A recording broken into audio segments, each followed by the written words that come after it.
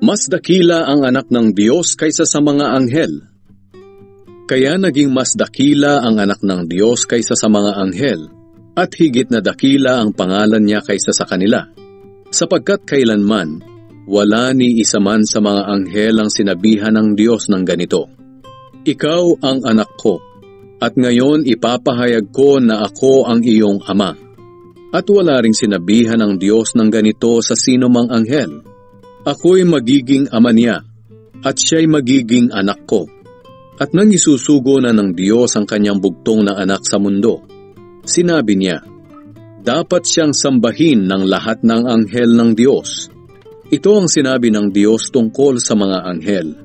Ang mga anghel ay magagawa kong hangin. Sila na mga lingkod ko ay magagawa ko ring nagliliyab na apoy.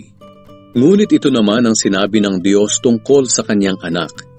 O Diyos, ang kaharian mo ay magpakailanman, at ang paghahari mo'y makatuwiran.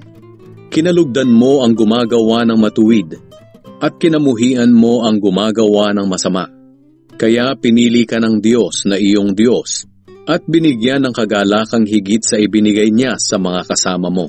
At sinabi pa niya sa kanyang anak, sa simula, ikaw, Panginoon, ang lumikha ng mundo at ng kalangitan. Maglalaho ang mga ito, ngunit mananatili ka magpakailanman. Maluluma itong lahat tulad ng damit. Titiklupin mo ang mga ito tulad ng isang balabal, at papalitan tulad ng damit.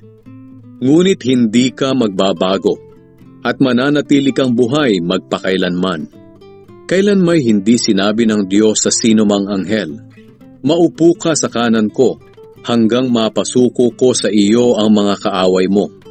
Kung ganoon, ang mga anghel ay mga espiritong naglilingkod lang sa Diyos, at sinusugo niya para tumulong sa mga taong tatanggap ng kaligtasan.